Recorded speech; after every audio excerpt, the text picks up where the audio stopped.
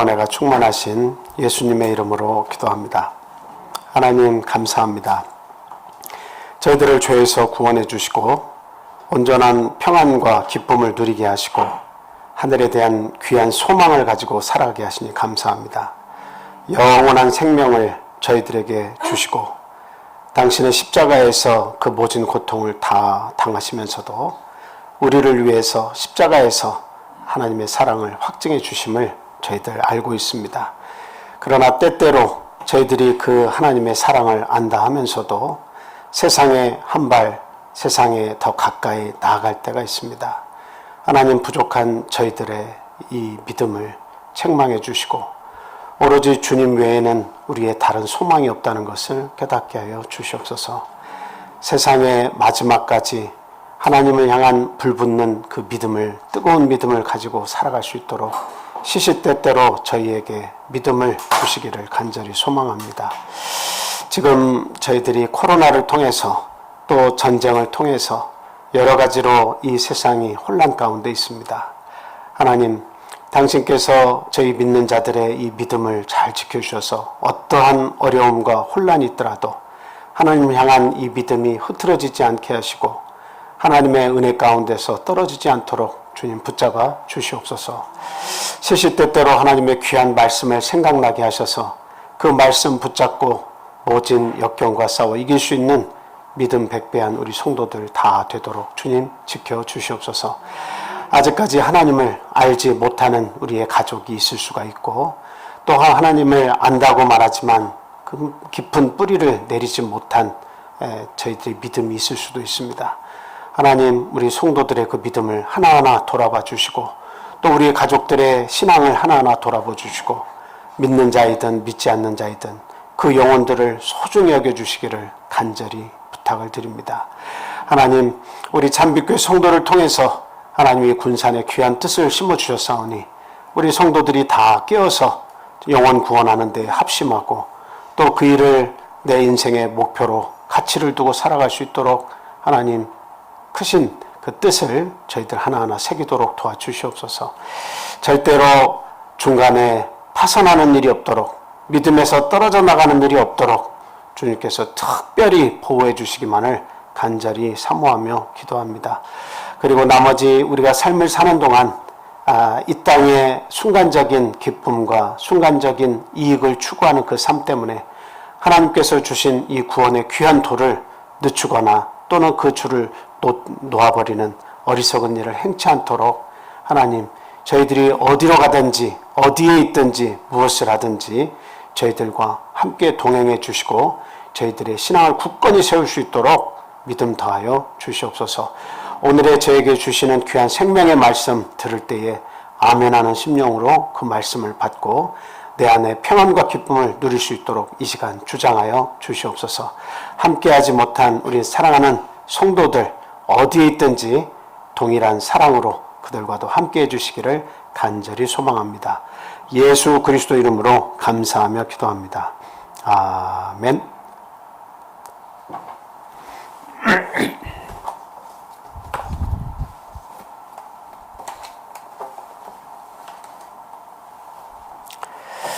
예수 그리스도 이름으로 하나님 말씀 전하겠습니다. 본문 말씀 찾아보겠습니다. 히브리서 12장 15절에서 17절까지 있는 말씀입니다. 현정민 집사님께서 읽어주시기 바랍니다.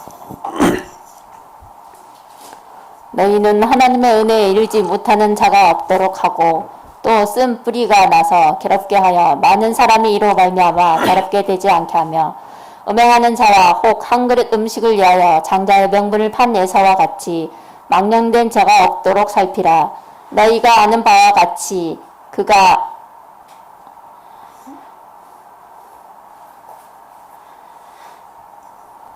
그 후에 축복을 이어받으려고 눈물을 흘리며 구하되 버림바가 되어 회개할 기회를 얻지 못하였느니라. 아멘. 오늘은 본문 말씀에 있는 하나님의 은혜에 이르지 못하는 자라는 제목을 가지고 다 함께 생각하고 은혜를 나누도록 하겠습니다.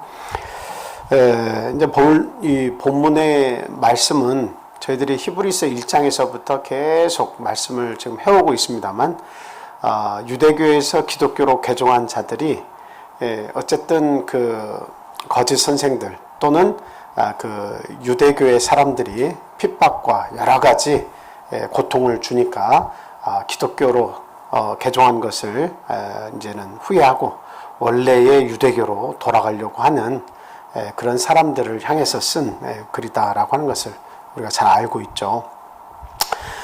지금 유대교로 다시 회귀한다, 돌아간다라고 하는 의미는 무엇을 얘기합니까?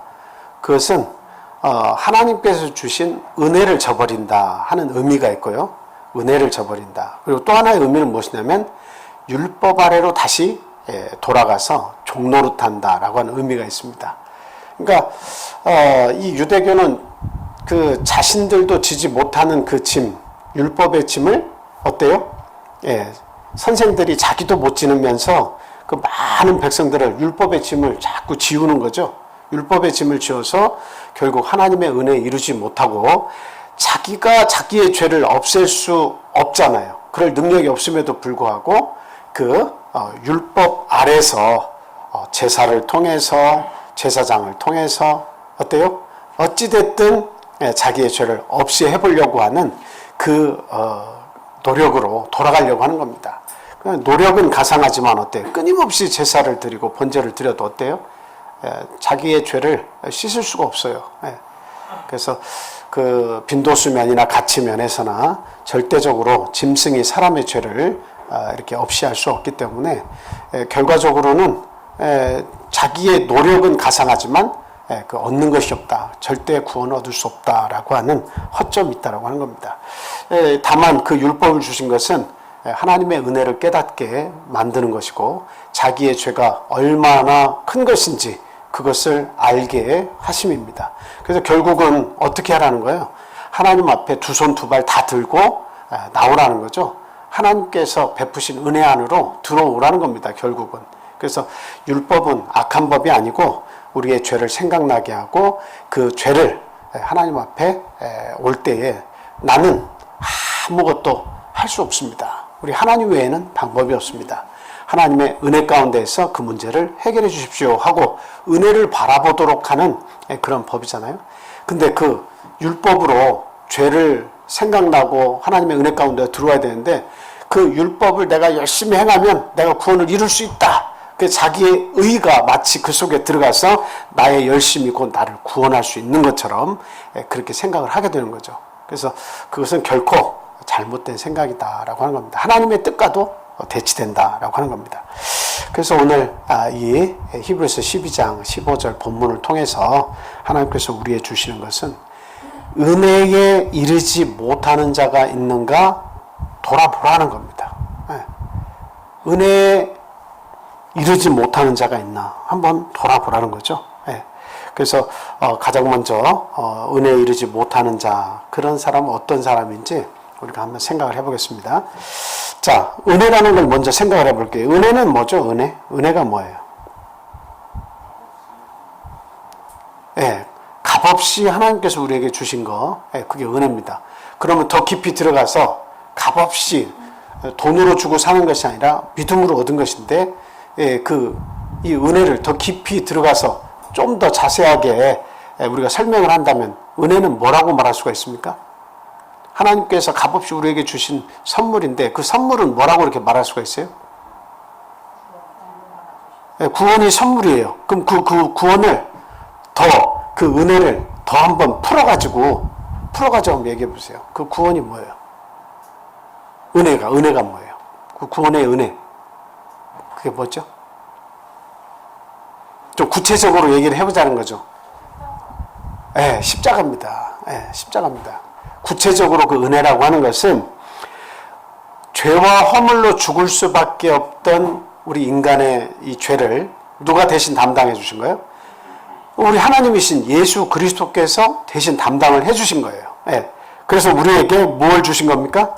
화평을 주시고 즐거움을 우리에게 주신 것이다 라고 하는 겁니다. 그래서 더 이상은 우리가 법 아래 있지 아니하고 어디 아래 있다고 성경은 이야기하고 있습니까? 은혜 아래 있습니다. 이렇게 얘기하고 있습니다. 로마서 6장 14절 찾지는 않겠습니다. 죄가 너희를 주관치 못하리니 이는 너희가 법 아래 있지 아니하고 어디 아래 있습니다? 은혜 아래 있습니다. 그러니까 죄가 관여치를 못하는 거예요. 죄가 주관하지 못하는 거예요. 우리가 어디에 있기 때문에? 그리스도의 보호막 안에 있기 때문에. 그리스도 안에 있으면 정죄함이 없으니까 죄가 주관을 하지 못해요. 주관하지 못해요. 그러니까 우리가 아직도 몸을 가지고 있기 때문에 육신의 소욕이 있습니다. 육신에서 하고자 하는 욕망이 있다 이 말이에요. 그것이 나타나는 것이 죄악인데 우리가 육이 없어지면 그게 사라지지만 육이 있는 동안은 끊임없이 그것이 우리에게 들어와가지고 우리를 막 흔든단 말이죠. 우리를 주관한단 말이죠. 그런데 그 죄가 우리를 주관하지 못하는 이유가 있어요. 분명히 얘기하고 있죠. 그 주관하지 못하는 이유가 뭐라고 얘기합니까? 우리가 예수 그리스도 안에 있기 때문에. 그게 은혜예요, 은혜. 원래로는 우리가 하나님을 알지 못한 상태라면 우리는 지금도 어디 누구의 주관하에 있어요? 죄의 주관하에 있습니다. 죄가 계속 주관하는 거야. 그래서 세상 사람들은 육신을 가지고 있으니까 누가 다 지배하고 있어요? 다 죄가 주관하는 거예요. 그 죄는 공중의 권세를 잡은 자 하나님으로부터 이양을 받아서 마지막 때 예수님 재림하실 때까지 이렇게 그것도 허락을 하셨죠. 사단이 자기의 힘대로 정말 사람을 시험하고 고통을 주고 믿음에서 파산하는지 안 하는지 흔들어 보는 거 이거 하나님께서 허락하신 거예요. 잠깐 동안. 그래서 공중의 권세 잡은 자의 사단이 하는 일은 뭐냐면 죄로 하여금 사람들을 주관하게 하는 겁니다. 그래서 죄가 그 속에 들어와서 주인 노릇을 하는 거죠. 예. 그래서 죄를 절대적으로 세상 사람들은 벗어나서 자유롭게 또 하나님과 화평하게 기쁨을 누리면서 살 수가 없는 겁니다. 그런데 예수 그리스도께서 그런 인간들을 불쌍히 여기셔서 그들에게 소망을 주시고 그리고 그 죄와 허물로 죽을 수밖에 없었던 그 상황에서 어떻게 해요? 큰 은혜를 베푸셨는데 그 큰 은혜가 바로 십자가에서 대신 죽어주심으로 말미암아 그 모든 죄와 허물을 대신 담당해 주셨다라고 하는 겁니다. 그게 은혜예요. 은혜. 은혜는 무조건 십자가로 다 가야 돼요. 은혜는 십자가예요. 하나님께서 예수 그리스도를 통해서 우리의 죄를 대신 담당하셨다. 이게 은혜고 이것은 값없이 살 수 있는 거예요. 값없이 하나님께서 사라고 그렇게 말씀하신 겁니다. 그래서 어떤 특별한 뭔가 능력이나 어떤 재물을 많이 가지고 있거나 어떤 힘이 있거나 이런 사람들에게만 주시는 것이 아니라 그와 무관하게 정말 예수 그리스도를 나의 구주로 인정하고 받아들이는 믿음으로 받아들이는 모든 사람에게 이 은혜를 값없이 주셨다라고 하는 겁니다. 자, 근데 이게 은혜인데 이 은혜에 이르지 못한 자들이다라고 성경은 이야기하고 있습니다. 도대체 이 사람들은 그 당시에 어떤 사람들을 이야기하는 걸까요? 이 은혜에 이르지 못한 자들. 누구예요? 은혜에 이르지 못한 자들. 이 사람들 누구를 얘기하는 것 같아요? 지금 우리가 계속 공부해오고 있는 사람들이에요. 누구요? 유대인들인데 어떤 유대인들이에요? 율법으로 돌아가려고 하는 유대인들이에요. 율법으로 다시 회개하려고 하는 그러한 그 유대인들, 이 유대인들을 은혜에 이르지 못한 자들이라고 성경은 히브리서 기자는 이야기하고 있습니다. 그러니까 그 은혜를 전혀 모르는 건 아니겠죠. 알려고 왔어요. 그리스도 예수께서 우리들을 위해서 대신 십자가를 지시고 우리는 그 십자가의 능력으로 말미암아 죄에서 구속을 받았다. 이 깨달음을 가지고 유대교에서 더 이상의 율법의 짐이 그 율법의 그 어떤 한계 속에서 내가 있는 것보다 정말 나의 죄를 없이 해주시고 그리고 나의 진정한 자유를 찾게 해주신 예수 그리스도로 내가 가야 한다 하고 그 말씀을 의지해서 이렇게 개종을 했는데 이 예수 그리스도 안에 있다가 끊임없는 유대인들의 핍박, 유대교 사람들의 핍박이 막 있죠. 그리고 중간에 이들 선생들이 나서서 그 예수 그리스도와 율법 또 그 제사장들, 대제사장 뭐 이런 것들을 천사들 계속 비교하면서 비진리 자기들이 그 비진리를 전하는데 거짓 선생의 역할을 한데도 불구하고 끊임없이 그쪽으로 돌아와야 네가 구원이 있다고 이야기를 하니까 거기에서 참 어려움을 겪고 그들의 어떤 뭐 협박 공갈도 있을 수가 있을 것이고 잘못된 가르침도 있을 것이고 그런 거에 영향을 받아서 어떻게 되는 거예요? 마침내 우리 그리스도의 은혜 가운데 거하고 그 속에 들어가서 꼼짝 말고 아주 뿌리를 내려야 되는데 그 은혜 앞에까지 다 도달했음에도 불구하고 거기에서 뒤돌아보고 다시 돌아가려고 하는 거예요. 그래서 은혜에 이르지 못한 자들이 된 겁니다. 은혜에 이르지 못한 자들이 된 거예요. 근데 저희들 가운데서도 저희들이 신앙을 이렇게 지켜오면서 쭉 살다 가보면 우리들은 그 목표가 뭡니까? 목표. 나름대로 세상에서도 목표가 있지만 우리 믿음 생활하는 데 있어도 목표가 있죠. 그 목표가 없으면 안 돼요.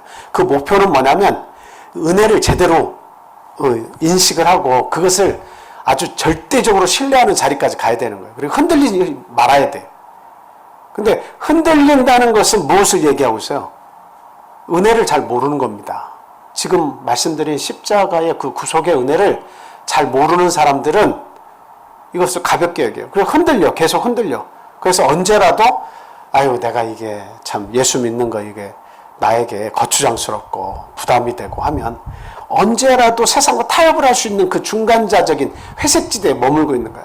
그래서 내가 믿음이 있는 것 같지만 때에 따라서는 얼마든지 세상과 즐기는 것이 내 인생의 어떤 그 목표인 것처럼 그 생각을 이렇게 겹쳐서 가지고 있으면서 신앙생활하는 거야.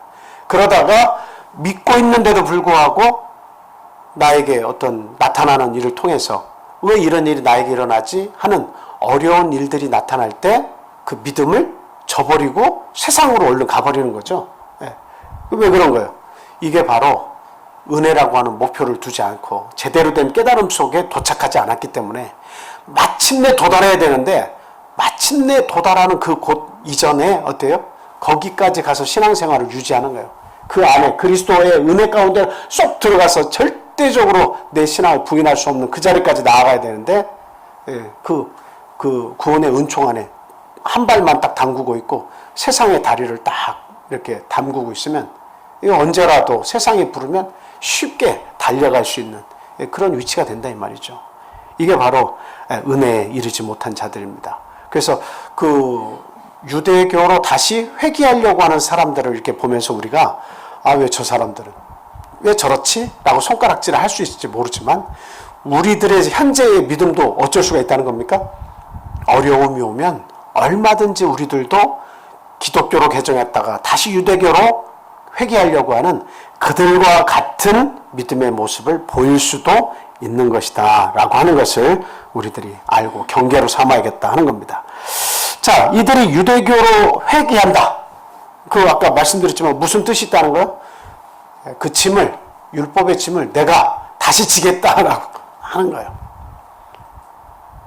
예수 그리스도 안에 있으면 짐을 내가 지는 게 아니라 누가 진다고요? 수고하고 무거운 짐자들아 다 내게로 오라. 그 내가 누구예요? 예수 그리스도예요. 그래서 내 짐은 쉽고 가벼우니까 와서 배우라. 그러면서 내 멍에 안으로 들어오라고 했는데 멍에 안에 들어오면 연약하고 죄 많고 허술하고 힘없고 그런 우리가 어떻게 그 짐을 지겠습니까? 질 수 없죠. 그러니까 예수 그리스도는 내 안에 들어오면 내가 지겠다라고 하는 거야. 내가 지겠다. 이걸 배우라는 거야. 배워. 네가 지는 거 배우지 말고 내가 멍에를 지고 가는데 너는 그 멍에 속에 들어와서 이 멍에를 누가 지고 가는지를 배우라는 거야. 정확히 이야기하면 누가 네 짐을 대신 지고 가는지 그 멍에를 누가 지는지를 배우라는 겁니다. 이거 안 배우면 이 멍에를 누가 다시 지겠다는 거야? 유대교로 돌아가면 이제는 멍에를 누가 다시 져야 돼? 자기가 멍에를 지고 열심으로 짐승을 잡아가지고 제사를 계속 드리고 대제사장을 의지해가지고 마지막까지 살아야 되는 거예요. 그러니까 예수님께서 우리에게 얘기하신 내가 주는 그 멍에를 배우라고 하는 것은 쉽고 가벼운 이 멍에를 배우라고 하는 것은 멍에는 네가 지는 것이 아니라 내가 지는 것이다. 죄의 짐은 네가 지는 것이 아니라 내가 지는 것이다 라고 하는 겁니다. 이거 굉장히 쉽잖아요. 그리고 이거 굉장히 가벼운 명령이잖아요. 명령 그 자체가 뭐 이렇게 별 의미가 없는 가볍다는 것이 아니라 우리가 그것을 이해하고 그것을 받아들이고 실천하기에 전혀 어렵지 않다는 겁니다. 그것을 우리에게 주셔서 배우라고 하는 거예요. 그런데 그걸 배우다가 이 모든 죄와 허물을 예수님께서 그 멍에를 지시는구나. 나 대신 지시는구나. 내가 살아가는 동안 내 육신의 생명이 다 해가도록 이 죄와 사망의 모든 육신을 통해서 오는 걱정과 근심을 예수님이 그때까지 계속 대신 지고 가시겠다고 하는 것이구나. 이게 은혜구나 하는 것을 우리가 이게 배우면 되는 거예요. 근데 왔다가 그런 거짓 선생들이나 그 유대교의 압박을 못 이겨가지고 내가 진짜 노력하고 내가 힘을 써서 열심으로 제사를 드려서 내 구원을 이뤄야지 하고 돌아간다면 이제 그때부터는 짐이 생기는 거예요. 그때부터는 짐이 생기는 거예요. 그 짐이라고 하는 것은 뭐라고 말씀드렸습니까? 육체를 가지고 있으면 끊임없이 죄의 모습들이 보이죠. 율법이 있으면 죄의 모습들이 보입니다. 근데 그리스도 안에서는 그게 무슨 역할만 해요? 거울과 같은 역할이에요. 율법이.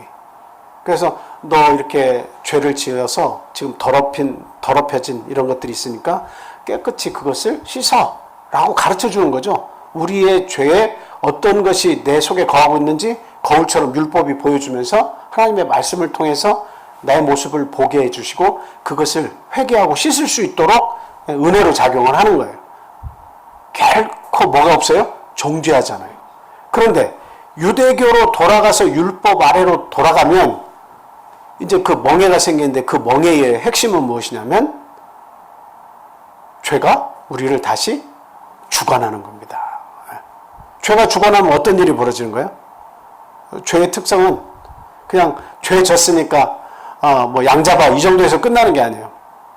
죄가 끊임없이 육체를 가지고 있기 때문에 우리와 함께하면 끊임없이 뭐를 요구해?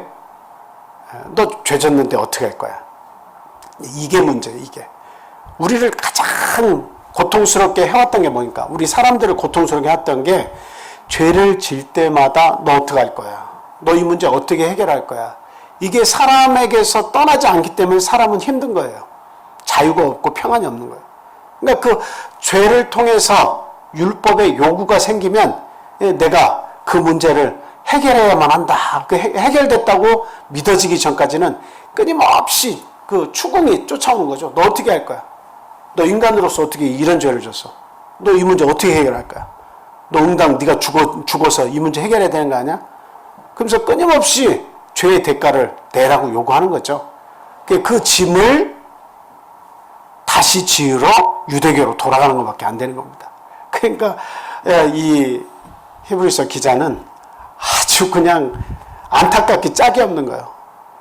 왜 예수님이 대신 지신다고 하는 그 은혜를 왜 네가 율법의 짐을 지고 바둥거리면서 그 율법의 요구 아래 들어가가지고 그렇게 힘들게 살으려고 하는 거예요. 그래서 은혜 가운데 완전히 들어있는 사람은 그게 이해가 된 사람은 절대적으로 이 쉽고 가벼운 이 멍에를 떠나려고 안 해요. 너무나도 감사하고 너무나 은혜롭기 때문에 어떻게 그리스도 안에 있는 이 법을 내가 저버리고 내가 다른 데로 갈 수가 있느냐는 거죠. 오늘날 저희들이 이 삶도 생각해 보면 어려움만 있으면 하나님 안 믿어도 돼. 어려움이 너무 많으면 내가 예수 믿어서 이런 어려움 안 겪으려고 내가 예수 믿는 것인데 예수 믿었더니 세상 사람들보다 더 큰 고난이 오네. 그럼 내가 예수 믿는 의미가 없잖아. 그러면서 세상으로 그냥 빨리 돌아가는 그런 사람들도 있습니다. 예수 믿어서 바로 어떤 문제가 해결되지 않거나 예수 믿었는데 더 많은 문제가 생기거나 그랬을 때 쉽게 좌절하고 내가 예수 믿을 의미가 없다고 포기하고 세상으로 돌아가는 사람도 있어요. 그럼 세상으로 돌아가면 그 순간은 굉장히 자유롭고 내가 평안할 것 같지만 그 예수를 알다가 예수를 포기하고 세상으로 돌아갔을 때에 그 막대한 짐을 자기가 져야 됩니다. 그 영혼의 무게가 있어요. 영혼의 무게가 있어요. 죄의 문제가 나타날 때마다 사람을 가장 힘들게 하고 고통스럽게 하는 게 죄의 문제거든요. 근데 그 죄의 문제를 해결할 수 없다고 하는 대로 돌아간 거예요. 세상으로 돌아가면. 그러니까 아예 양심이 사단의 불화살을 맞아가지고 양심이 작동 안 하는 게 차라리 나은 거예요. 어떤 죄를 져도 난 이렇게 살다 갈 거야 라고 하는 사람이면 그 세상이 더 나을 수 있어요. 그 죽은 후에 하나님의 심판이 어떤 걸 받든지 그거 뭐 전혀 개의치 않고 겁도 없이 그냥 그렇게 살려고 하는 사람은 차라리 사는 동안이라도 어때요? 세상에 사는 동안이라도 하나님 모르고 겁 없이 양심이 딱딱해져가지고 사는 게 오히려 나을지도 몰라요. 근데 하나님을 알고 세상으로 가서 내가 더 나을 줄 알고 세상으로 가서 평안하게 하나님 믿는 시간도 그런 시간도 내가 손해를 안 보고 하나님 믿는다고 물질 바치는 거 손해도 안 보고 내가 이렇게 사니까 좋다라고 하는데 그렇게 살면 그 영혼이 평안할 것 같아요? 그렇지 않습니다. 율법의 요구가 내가 알고 있기 때문에 성경을 배웠기 때문에 율법의 요구가 다시 달라붙어서 끊임없이 쫓아다녀요. 너 이런 죄의 문제 어떻게 해결할 거야? 양심이 조금이라도 살아있으면 이게 너 이런 죄인인데 어떻게 해결할 거야? 이 문제가 계속 또 붙어서 사는 거야. 그러나 그 갑갑함 가운데서도 예수께 돌아가기는 내가 시간이 늦은 것 같고 내가 믿음을 다시 회복하기는 어렵다고 판단하니까 어그적 세상에서 그냥 살아가는 거예요. 얼마나 참 불행한 인생을 살아야 됩니까? 우리가 믿음 생활을 하다가 세상으로 가면 이와 같이 답답한 삶을 살아야 돼요. 육신적으로 잘 먹고 잘 입고 이 좋은 세상을 살아갈 수가 있겠지만 이 죽음의 순간이 다가오면 다가올수록 나이를 먹으면 먹을수록 이 죄의 문제를 어떻게 해결하실 것인가? 그리스도 안에는 정죄가 없고 그것 때문에 고민할 필요도 없고 죄가 생각나면 하나님 앞으로 가서 회개하고 기도하고 평안을 다시 누리면 되는데 그리스도 안에 있으면 이 참 평안이 있는데 그걸 버리고 세상으로 갔을 때 그 짐을 어떻게 내가 다 누릴 수 있겠느냐? 어떻게 그것을 해결할 수 있겠느냐 하는 거죠. 그래서 이와 같이 은혜를 깨닫지 못하는 자들이라고 하는 것은 은혜의 맛을 받기는 했지만 어때요? 완전히 두 발 다 몸이 다 그 사람의 영혼과 모든 것이 다 어때요? 그리스도 안에 딱 정착을 해야 되는데 정착이 안 된 사람들을 이야기하고 있는 거예요. 그러니까 언제라도 이 사람들은 위험성이 있는 거죠. 우리 대적 마귀가 삼킬 자를 찾는데 심지어 어떤 사람들까지도 넘어뜨리려고 한대요. 그냥 세상 사람들 목표가 아닙니다. 그 사람들은 당연히 안 믿으면 마귀와 함께 멸망합니다.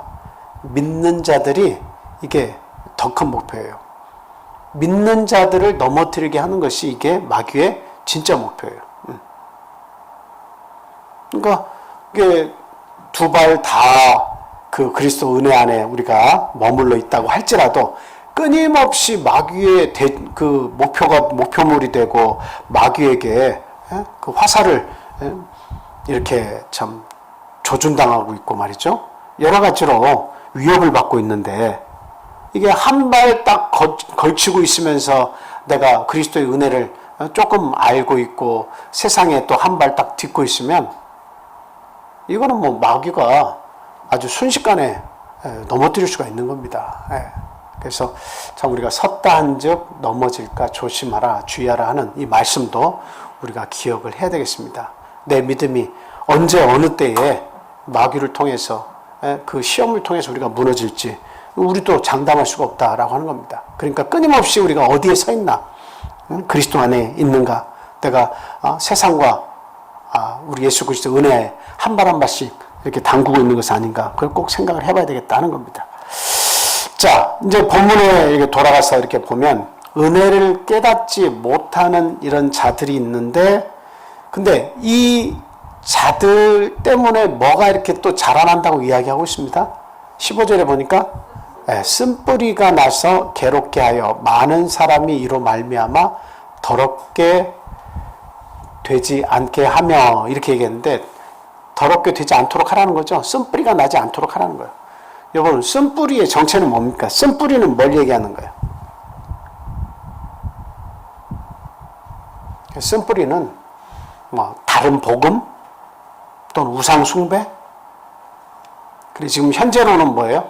이 쓴뿌리라고 하는 것은 현재의 그 유대인들을 생각하면 예수 그리스도를 배교하고 어디로 돌아가는 거예요? 예, 유대교로 돌아가는 게 이게 쓴뿌리예요. 그러니까 오늘날 우리에게 있어서 쓴뿌리는 뭡니까? 우상숭배도 있고, 우상숭배라고 하는 것은 여러분 잘 아시겠지만 뭐 눈에 보이는 공중에 있는 거나 하늘에 있는 거나 땅에 있는 거나 땅 아래에 있는 거나 물속에 있는 거나 어떤 아무 형상을 만들어서 그걸 섬기는 것만이 우상이 아니라 내가 지금 가장 하나님보다 더 사랑하는 것이 그 목표가 있다면 그게 우상이 다 되는 거예요. 근데 그 우상 숭배가 다 뭐예요? 쓴뿌리예요, 쓴뿌리. 내 마음 가운데 쓴뿌리가 있다는 것은 하나님보다 더 내가 집착하는 게 있다는 거죠. 그 쓴뿌리가 나지 않도록 해라. 근데 지금 이 히브리서 기자가 이야기하는 이때의 쓴뿌리는 예수 그리스도의 은혜를 저버리고 유대교로 돌아가려고 해서 그 율법의 짐을 자기가 짊어지겠다라고 하는 게 이게 쓴뿌리입니다. 근데 이 쓴뿌리가 나면 자기의 신앙에 치명타를 주기도 하지만 사실은 그 치명타를 그 사람만 받는 것이 아니라 누구에게도 영향을 끼치는 거예요. 이게 쓴뿌리가 올라오면 타인에게 영향을 끼치는 겁니다. 이게 굉장히 무서운 거예요. 직접적으로는 누구에게 그 영향을 끼칩니까? 자기의 가족들에게 그 영향을 끼치는 거예요. 이렇게 신앙생활해도 되는구나 라고 하는 것을 직접적으로 전달해 주는 거예요. 쓴뿌리가 나면. 그러니까 유대교에서 어렵게 예수님을 알아서 기독교로 개종했는데 근데 그들의 어떤 설득과 그들의 협박과 핍박과 여러 가지 문제가 발생하니까 아이고 아무래도 내가 유대교로 돌아가야 할라나벼 하면서 유대교로 돌아가려고 할 때 그 쓴뿌리가 그 마음속에 들어왔을 때 그 사람 한 사람에게만 영향을 미치는 것이 아니라 누구에게까지 영향을 미친다고요? 그 가족과 그 가정에 있는 구성원들과 또 누구에게도 영향을 미쳐요. 지금 기독교 안에 개종해가지고 열심히 신앙생활을 하고 있는 성도들에게도 악영향을 끼치는 거예요. 그러니까 여기서 우리가 오늘날 이것을 대입을 해본다면, 우리의 신앙생활 대입해 본다면, 하나님의 은혜가 무엇인지를 제대로 알지 못하고 3년도 보내고 5년도 보내고 10년도 보내고 신앙생활을 길게 했는데 내가 계속 어디 그냥 딱 정착을 해가지고 믿음에 정착을 해가지고 흔들리지 않고 이것이 나의 기쁨이고 은혜 가운데 거하는 것이 내 삶의 가장 핵심 가치가 있는 것이고 여기에 완전히 몰두하면서 삶을 살아야 되는데 그렇게 하지 못하는, 은혜에 이르지 못하는 자들은 자기의 신앙도 불투명해서 해를 받지만 누구에게 안 좋은 악영향을 끼치고 있는 거예요? 그 삶 자체가 자신들의 가족 그리고 교회의 성도들에게 안 좋은 영향을, 악영향을 끼치고 있는 것이다. 그러니까 신앙의 성장이 일어나지 않으면 그 사람 신앙의 성장이 자라나지 않으니까 뭐 어쩌겠어. 시간이 가면 해결해 주겠지. 물론 그렇게 바라볼 수 있고 그렇게 생각할 수도 있어요. 그런데 그 사람에게는 그런 참 흔들리는 이 신앙, 그 사람에게 아픔을 주고 나중에 신앙상에 정말 구원 못 받을 수 있는 어려움이 올 수도 있지만 그 사람의 문제만이 아니라 그 사람을 바라보고 있고 그 사람과 함께 신앙생활하는 가족과 우리 성도들에게조차도 어때요? 좋은 선한 영향력을 끼치는 게 아니라는 거예요. 미적미적하고 열심을 내지 못하고 판단력이 흐리고 열심을 내지 못하는 그 신앙은 열심히 신앙생활을 하려는 사람들에게 적극적인 그런 어떤 에너지를, 시너지 효과를 주지 못한다. 에너지를 공급해 주지 못한다라고 하는 거예요. 그런 사람들이 늘어나면 어때요? 교회가.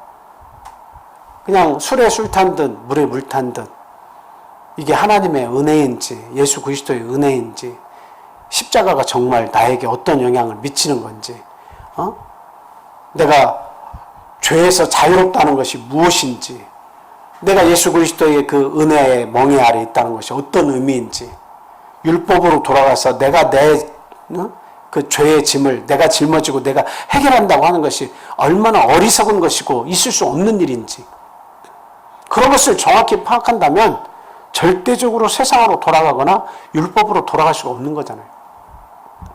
근데 그러한 미적미적한 자리에 머물고 있고 은혜 가운데 이르지 못한 자들이 오늘날에도 어때요?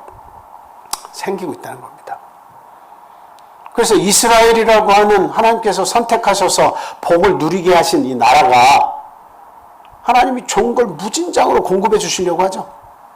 제사장 나라를 만들면 모든 세상의 이방 많은 나라들이 그 이스라엘 나라를 보고 하나님께서 어떻게 사랑하셨는가, 그 민족을 어떻게 축복하셨는가 하는 것을 깨닫게 하고 보여주려고 하신 거잖아요.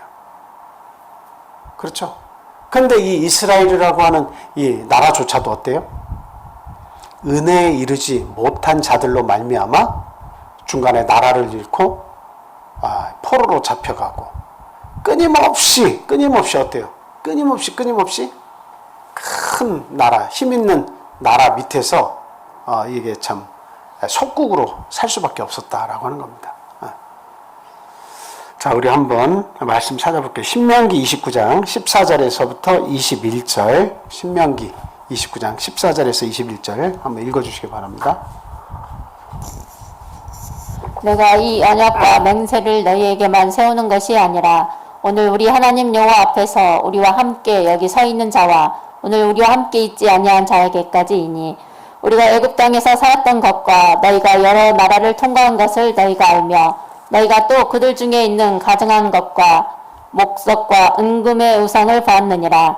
너희 중에 남자나 여자나 가족이나 지파나 오늘 그 마음이 우리 하나님 여호와를 떠나서 그 모든 민족의 신들에게 가서 섬길까 염려하며 독초와 쑥의 뿌리가 너희 중에 생겨서 이 저주의 말을 듣고도 심중에 스스로 복을 빌어 이르기를 내가 내 마음이 완악하여 젖은 것과 마른 것이 멸망할지라도 내게는 평안이 있으리라 할까 함이라.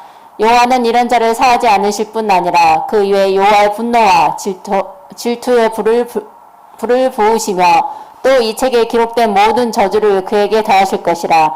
여호와께서 그의 이름을 천하에서 지워버리시되 여호와께서 곧 이스라엘 모든 지파 중에서 그를 구별하시고 이 율법책에 기록된 모든 언약의 저주대로 그에게 화를 더하시리라. 아멘. 그 앞쪽 부분으로 다시 돌아가 주세요. 그 앞에 저기 보면 지금 내가 이 언약과 맹사를 너희에게만 세우는 것이 아니라 그 말은 이렇게 말씀에 순종하고 살면 너에게 축복이 있고 네가 이 말씀을 저버리고 하나님 외에 우상을 숭배하는 대로 네가 다른 방향으로 가면 어떻게 했다는 거예요? 이 율법 안에 기록된 모든 저주를 다 쏟아부어서 그 생명책에 있는 이름들 다 지워버리겠다라고 하는 거죠. 기억하지 않겠다라고 하는 겁니다. 이 무서운 저주를 하나님께서 보여주시면서 지금 얘기하는데 누구에게 이 맹세 언약을 세우시는 것이냐? 15절 오늘 우리 하나님 여호와 앞에서 우리와 함께 여기 서 있는 자와 그리고 또 누구예요? 오늘 우리와 함께 여기 있지 아니한 자에게까지이니 이거 누구를 얘기하는 거예요? 여기에 서 있는 사람과 그 믿음의 후손들을 얘기하고 있는 거예요. 믿음의 후손들. 그러니까 그 믿음의 후손 가운데는 아브라함을 우리가 그 믿음의 조상으로 하나님께서 만들어주셨는데 그 믿음의 조상으로 만들었다고 하는 것은 육신의 조상으로 만든 게 아니라 아브라함을 믿음으로 쫓아서 하나님의 백성으로 자부하는 모든 사람들이 아브라함의 후손이 되게끔 하나님께서 만들어주신 거죠. 육신의 어떤 조상으로 만드는 것은 태어나면서 자동적으로 아브라함이 이스라엘의 조상이 된 거잖아요. 근데 믿음의 조상이 되게 하겠다라고 하는 의미 자체가 뭡니까? 그것은 민족을, 나라를 다 넘어서 누구를 중심으로? 하나님을 중심으로 해서 믿음을 통해 가지고 한 민족을 만들겠다. 구원받은 백성을 만들겠다. 그래서 아브라함을 믿음의 조상이라고 한 거예요. 네. 히브리 민족의 조상이 되게 하겠다. 육신의 조상이 되게 하겠다. 그것은 이미 육신으로 태어날 때 이제 정해지는 것이지만 믿음의 조상은 믿음을 통해서 아브라함의 영적 후손, 영적 자손이 되게 하겠다라고 하는 거예요. 나라와 민족을 다 넘어서서요. 그래서 오늘날 여기에 서 있지 아니하는 자들이라고 하는 것은 육신적으로 아브라함 이후에 끊임없이 계속 나타났던 믿음의 후예들도 그 이스라엘 나라에 있던 그 후예들도 얘기하지만 그 표현 속에는 누구도 들어가냐? 오늘날 예수 그리스도를 나의 구주로 시인하는 믿음의 사람들, 우리들까지 포함해서 그들에게 언약과 맹세를 지금 세우는 것이다라고 하는 거예요. 결국 나를 아버지로 인정하지 않고 중간에 딴 눈, 한 눈을 팔아가지고 어디로 가는 사람? 이 다른 그 길로 또 다른 신들, 은, 금, 목석들로 만들어진 그 우상으로 가는 자들에게는 결단코 하나님은 용서하시지 않겠다라고 하는 겁니다. 참 이렇게 단호하게까지 이야기를 하시는데 우상을 섬기는 자의 결국이 어떠한 것인지라고 하는 것을 우리에게 얘기해 주고 있습니다. 그리고 그 쓴뿌리가 이스라엘에서도 쓴뿌리가 나서 장차 그 많은 어려움을 겪었지만 오늘날 너희에게도 그 쓴뿌리가 나지 않도록 조심하라는 겁니다. 여러분 그 밭 일구는 분들 이렇게 가보면 한 일주일 10일 이렇게만 밭에 관심을 안 두고 이렇게 딴 일 하고 있다가 돌아와 보면 어떻게 돼 있을 것 같아요? 그냥 그 원래의 그 심어서 열매를 얻으려고 하는 것보다 이 잡초가 아주 막 속도가 막 빠르게 막 다 자라나 있습니다. 그러니까 농사를 짓는 사람들은 일이 뭐예요? 항상 일이 뭐예요? 잡초를 제거하는 거예요. 특히 쓴뿌리가 나지 않도록.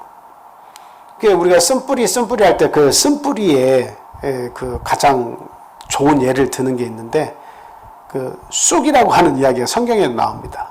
쑥의 정체, 쓴뿌리. 쑥은 한번 이렇게 딱 이렇게 던져져서 키워지면 얼마나 빠른 속도로 뿌리를 이렇게 내가지고 그냥 쑥으로 덮는지 몰라요. 그래서 쑥은 아주 그냥 짧은 시간 안에 굉장히 빨리 나갈 뿐만 아니라 그냥 그 퍼지는 속도가 우리가 생각하는 것보다 훨씬 빨라요. 막 여기도 쑥. 그래서 우리가 모든 것이 잘 자라날 때 뭐라고 표현을 해요? 쑥쑥 잘 자란다. 아주 쑥처럼 잘 자란다. 아주 그냥 쑥쑥 자라나는 게 쑥입니다. 그러니까 한번 내가 그리스도의 은혜를 맛봤는데 세상에서의 어떤 재미나 이런 것들을 한번 허용하고 거기에 대해서 아무렇지도 않게 대응하기 시작하면 이게 어떻게 자라난다고요? 쑥쑥 내 신앙 가운데서 그런 생각들이 자라나는 거예요. 그러니까 신앙생활을 가볍게 여기게 되는 거예요. 신앙생활을 가볍게 여기는 거예요.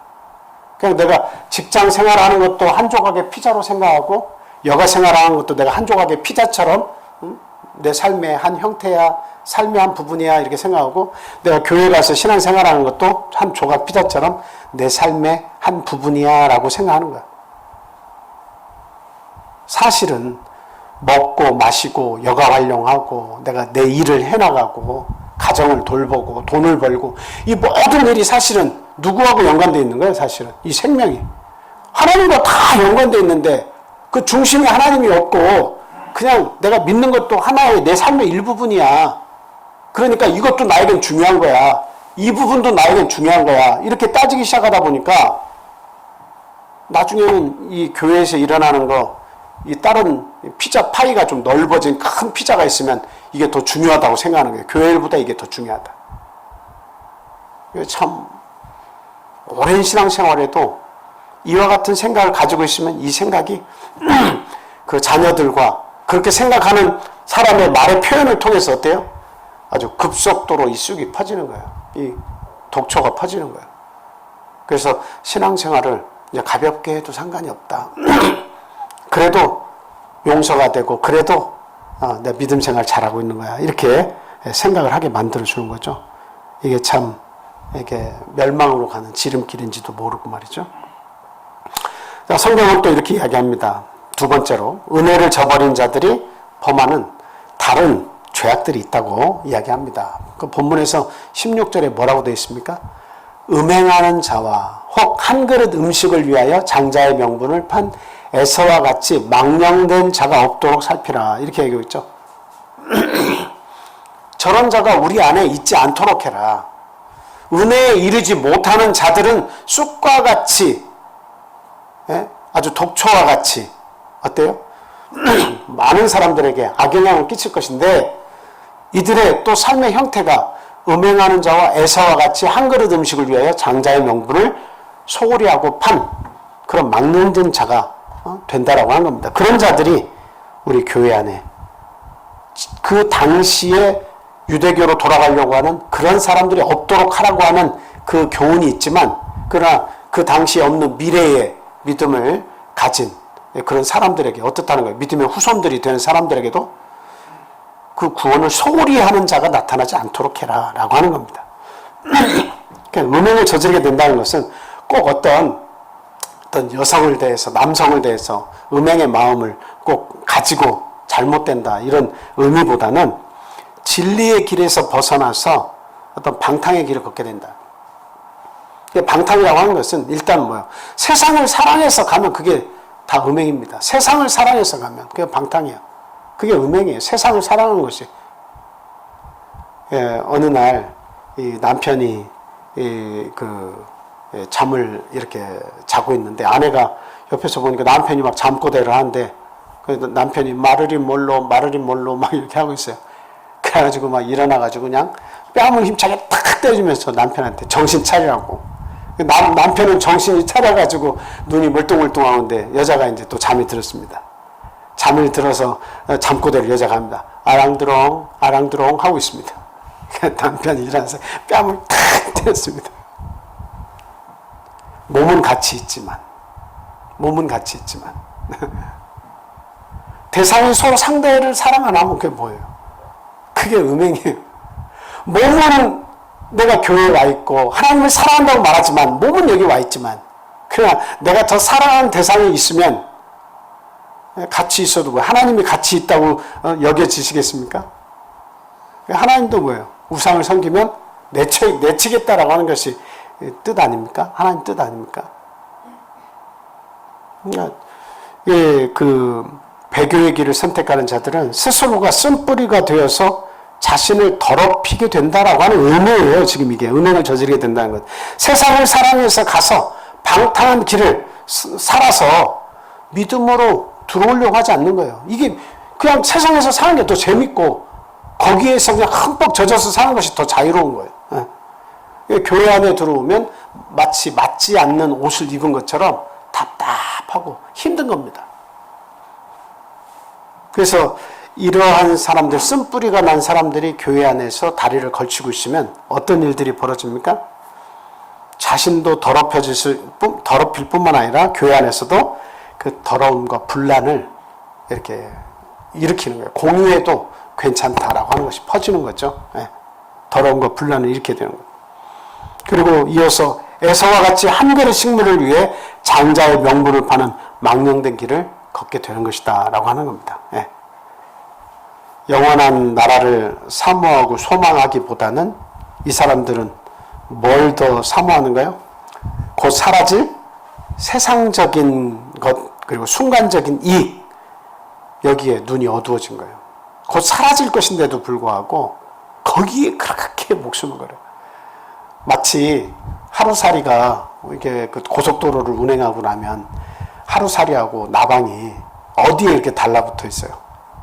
헤드라이트에 막 다닥다닥 달라붙어 있죠. 얼마나 산다고. 그런데 불빛이 비춰지니까 그 영광을 보고 막 달라붙어 가지고 자기 죽는지도 모르고 그냥 막 달라들어 가지고 어때요? 막 수도 없이 죽죠. 똑같은 거예요. 우리가 이 세상이 영원할 것처럼 생각하지만 절대 영원하지가 않죠.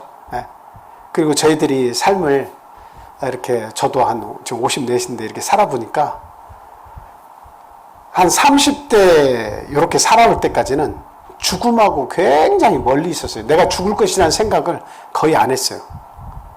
내가 죽음과 가까이 있구나. 이게 실감이 안 돼요. 실감이 안 돼요. 뭐 비행기를 타고 어느 나라를 가도 내가 설마 죽겠나. 죽으면 나하고 멀리 떨어져 있는 걸로 항상 생각했어요.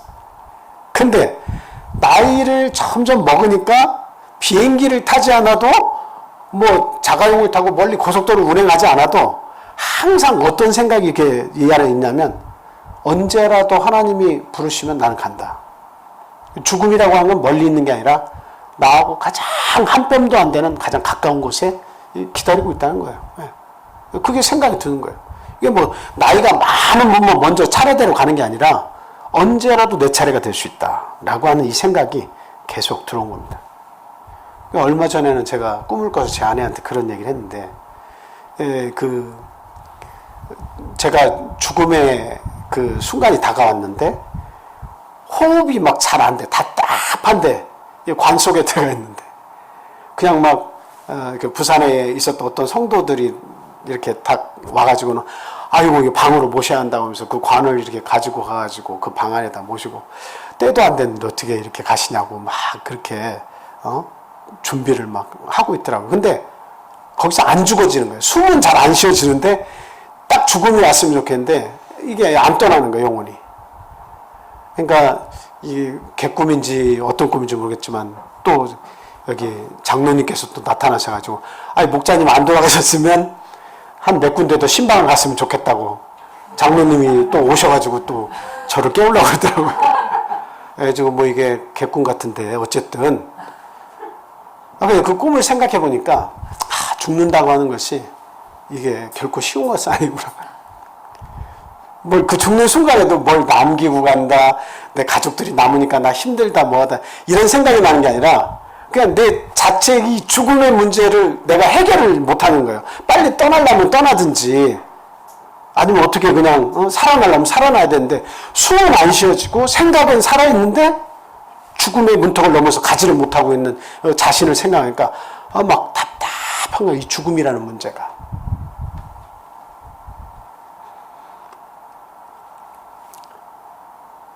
누구에게라도 이런 죽음이 옵니다. 멀리 있는 게 아니에요. 가까이 있는 거예요. 근데 대부분의 사람들은 이 신앙생활을 5년, 10년 하면서도 어떻게 생각하냐면 순간적으로 나에게 오는 그 이익을 붙잡고 그 삶이 더 우선시 돼야 한다고 생각하고 거기에 막 최선을 다해서 거긴 살아요. 근데 하나님의 일에는 우리가 그냥 이렇게 한 그릇 식물, 그 팥죽 한 그릇에 내 구원을 팔아 넘길 정도로, 장자의 명분을 팔 정도로 가볍게 여기는 거예요. 우리가 이렇게 안식일에 한번 모이는 이 기도 시간, 예배 시간, 토요일 안식일에 귀하게 모여서 하나님 말씀 듣고 성도들 교제하고, 이 시간이 세상에서 잠깐 이익을 주는 몇십만 원, 몇백만 원 그 이익을 주는 것보다 하나님은 더 영원한 것을 사모하라고 믿음을 주려고 하고 더 귀한 것이 무엇인지 가르쳐 주려고 하는데 거기에 대한 관심사는 뚝 떨어져 있고 세상에서 내가 어떻게 성공할 것이냐만 계속 생각을 하는 거예요. 영원한 하늘나라가 그 머릿속에 이렇게 남겨져 있잖아요. 그러니까 한 그릇 식물을 그것을 위해서 장자의 명분을 쉽게 팔아넘긴 에서와 같이 살지 말아라 라고 우리에게 경고의 말씀을 주는 거예요. 그러니까 지금 유대교로 돌아가려고 하는, 회개하려고 하는 그런 자들이 예수 그리스도의 십자가의 이 귀한 은혜를 너무도 쉽게 어떻게 하라는 거예요? 팔아치운다는 거예요. 너무도 값어치 없는 것으로 만들어 버리더라는 거죠. 그리고 나서 아무렇지도 않게 유대교로 가려고 하는 겁니다. 그래서 쓴뿌리가 되는 거죠. 이렇게 하지 말라는 거예요. 그래서 이렇게 음행하는 자, 세상을 사랑해서 간 자들과 한 그릇 음식을 위해서 장자의 명분을 쉽게 생각해 팔아넘긴 에서와 같은 이러한 사람들에게는 회개의 기회가 있대요, 없대요? 17절 이하 읽어볼게요. 너희가 아는 바와 같이 그가 다음 넘겨주세요. 그 후에 축복을 이어받으려고 눈물을 흘리며 구하되 버림바가 되어 회개할 기회를 얻지 못하였느니라. 창세기 27장 마지막 한 구절 더 보겠습니다. 30절에서 38절 말씀 한번 읽어주세요. 이삭이 야곱에게 축복하기를 마침에 야곱이 그의 아버지 이삭 앞에서 나가자 곧 그의 형 에서가 사냥하여 돌아온지라. 그가 별미를 만들어 아버지에게로 가지고 가서 이르되 아버지여 일어나서 아들이 사냥한 고기를 잡수시고 마음껏 내게 축복하소서. 그의 아버지 이삭이 그에게 이르되 너는 누구냐? 그가 대답하되 나는 아버지의 아들 곧 아버지의 맏아들 에서로소이다. 이삭이 심히 크게 떨며 이르되 그러면 사냥한 고기를 내게 가져온 자가 누구냐? 내가 오기 전에 내가 다 먹고 그를 위하여 축복하였은즉 그가 반드시 복을 받을 것이니라. 에서가 그의 아버지 말을 듣고 소리내어 울며 아버지에게 이르되 내 아버지여 내게 축복하소서. 내게도 그리하소서. 이삭이 이르되 내 아우가 와서 속여 내 복을 빼앗았도다. 예서가 이르되 그 이름을 야곱이라 함이 합당하지 아니하니까 그가 나를 속임이 이것이 두 번째니이다. 전에는 나의 장자의 명분을 빼앗고 이제는 내 복을 빼앗았나이다. 또 이르되 아버지께서 나를 위하여 빌 복을 남기지 아니하셨나이까. 이삭이 예서에게 대답하여 이르되 내가 그를 너의 주로 세우고 그의 모든 형제를 내가 그에게 종으로 주었으며 곡식과 포도주를 그에게 주었으니 내 아들아 내가 내게 무엇을 할 수 있으랴. 예서가 아버지에게 이르되 내 아버지여 아버지가 빌 복이 이 하나뿐이니까 내 아버지여 내게 축복하소서 내게도 그리하소서 하고 소리를 높여오니 네, 소리를 높여오니 이게 34절에도 한번 나오고 마지막에도 이렇게 나오는데요. 지금 이전 성경에서 여러분이 보던 성경에서 뭐라고 되어 있냐면 방성대곡이라고 되어 있습니다. 이 방성대곡이라는 걸 찾아보니까 그 창세기에서 언제 또 방성대곡이 나오냐면 그 요셉이 총리가 되어 있는데 형들이 다 오고 그다음 마지막 누구까지 와요? 베냐민까지 오죠. 그 자리가 형제들이 다 모여 있을 때 그 지금까지의 서름과 형제들을 못 봐서 고통스럽고 자기가 총리가 되기까지 얼마나 그 고통스러웠나. 그런데 아버지도 살아있다고 하고 형들이 다 이렇게 와서 실제로 만나니까 그 마음이 어떻겠습니까? 너무도 그냥 막 이렇게 서름이 복받치고 감사가 복받치고 기쁨이 복받치고 이 모든 감정이 막 크게 쌓여가지고 터지는 것이 눈물로 나온 게 방성대곡이라는 거죠. 막 껴안고 우니라 이렇게 돼 있어요.